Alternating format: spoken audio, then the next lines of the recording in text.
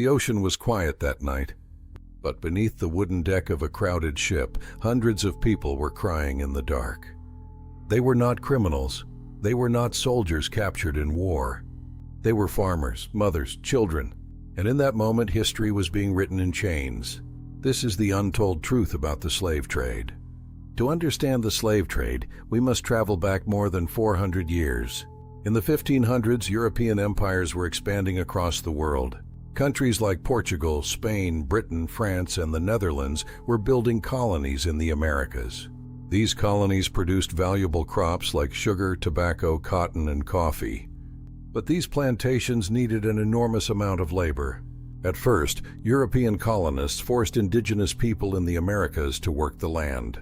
But disease and brutal conditions killed many of them, so traders turned their eyes toward Africa.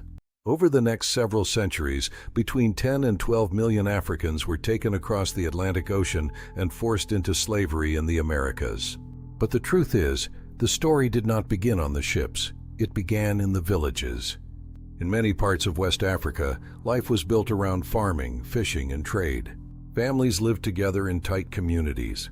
Children learned the traditions of their ancestors. Elders told stories around fires.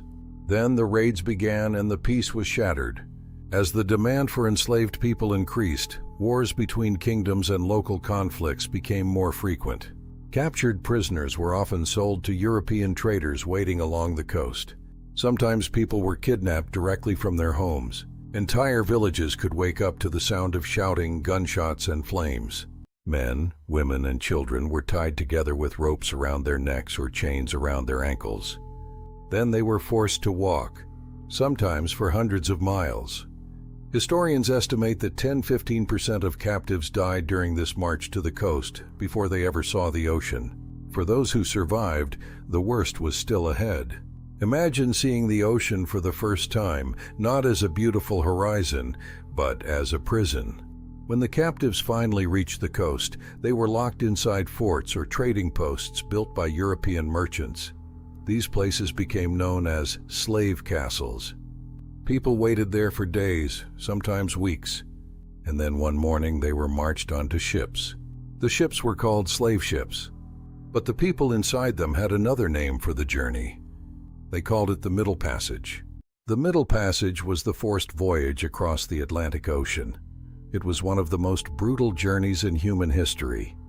Hundreds of people were packed tightly below the deck of ships, chained together in small spaces so narrow they could barely move. Some spaces were only 16 inches wide per person. The ceilings were so low many people could not sit upright. The journey could last several weeks or even months, depending on weather and winds. The air below deck became thick with sweat, sickness, and fear. Diseases spread quickly through the cramped and unsanitary conditions below the deck. Food was limited, water was scarce. Historians estimate that 15–25% of the captives died during the voyage. And when someone died, their body was thrown into the ocean. Sharks began to follow the ships. One of the darkest moments of the slave trade happened in 1781. A British slave ship called the Zong was crossing the Atlantic with more than 400 enslaved Africans on board. The ship ran low on drinking water. Instead of changing course, the crew made a horrifying decision. They threw over 130 enslaved Africans into the ocean, not because the people had died, but because the ship's owners could claim insurance money if the cargo was lost at sea. To the traders, human lives had been reduced to numbers on a ledger. But the world would soon hear about what happened, and it would spark outrage. Despite the chains, many people fought back. Slave ships were not always silent.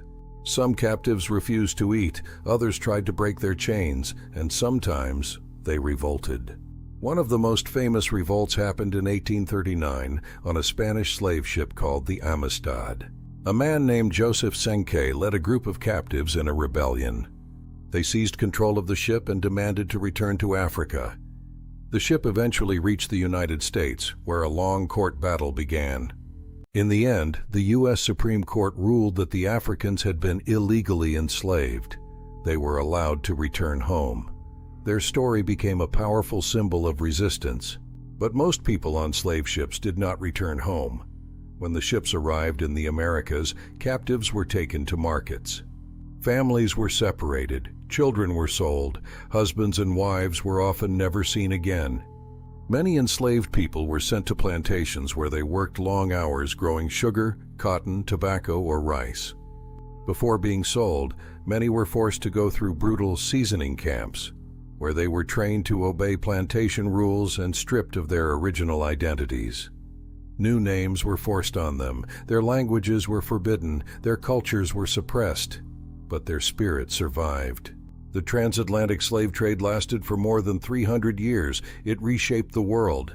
Millions of Africans were taken from their homes, and their labor built enormous wealth for colonial empires. Entire regions of Africa were destabilized by the violence and constant fear of capture. Entire regions of Africa were destabilized by the violence and constant fear of capture. But the enslaved people did more than survive. They preserved music, religion, language. They preserved music, religion, language.